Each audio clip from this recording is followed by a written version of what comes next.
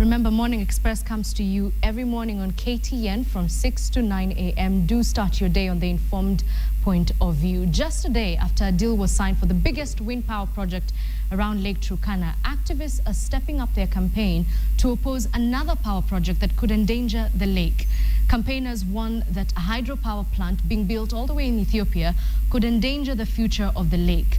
According to a study published by the University of Oxford, the fourth largest lake in Africa could drop by 20 meters, causing an ecological and human problem if Ethiopia goes ahead with the construction of the Gibe 3 dam. Ethiopia says the dam will boost development, increase power access to over 50% of Ethiopians, and also provide a key source of national revenue by exporting electricity in the region. For investors, the winds of change are blowing in Turkana, with the latest signing of a deal to set up the largest wind power plant in Africa in Kenya's wild northwest. But while the winds of positive change blow on one side of the lake,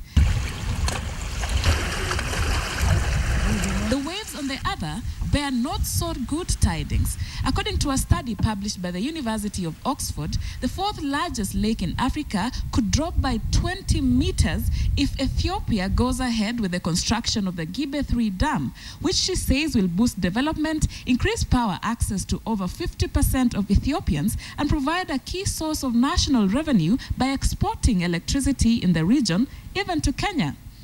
But critics say Ethiopia must balance the benefits of the dam, which will be Africa's highest and 243 meters tall, with the environmental and social impact for some 500,000 people living downstream around Lake Turkana and who rely on the river for their livelihoods.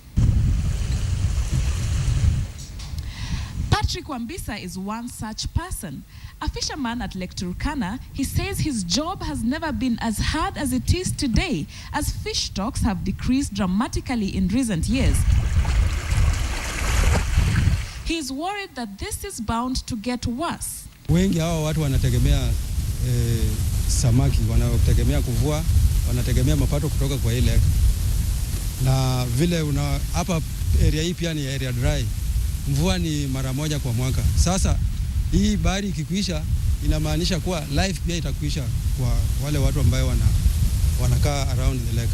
The Gibe 3 dam in Ethiopia will limit the flow of the Omo River, which supplies 80% of Lake Turkana's water. It will be Africa's second largest dam and provide electricity to millions of people across East Africa who are currently without power. It is already over 50% complete. Fishing patterns will be affected, and less fish means less food. Less food means starvation. The World Bank has already pulled out of financing the dam after pressure from environmental groups, but a Chinese bank has stepped in to make up for the shortfall. The Kenyan government has agreed to buy power from the scheme despite opposition from local leaders. Sharon Mamanyi, KTN.